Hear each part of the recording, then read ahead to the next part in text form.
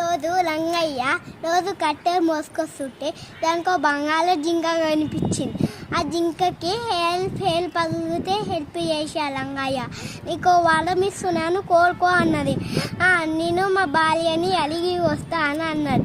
అయితే వెంటనే భార్య నాకు నిన్ను కట్టె మోసుకొస్తుంటే ఒక బంగాళ జింక కనిపించింది, ఒక వరం కోరుకోమన్నది, మనకు ఒక పెద్దిల్లు కావాలి, అవును నేను ఒక 2 minutes అలా అలిగి చేసిస్తా, కీలొద్దు, నా సన్ను మూను ఏడికి పోకుండా నా ఇంట్లోనే ఉండాలి అన్నది.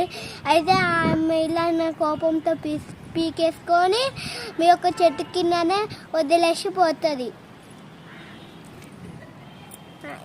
మనకి నేను ఆశ పడదు.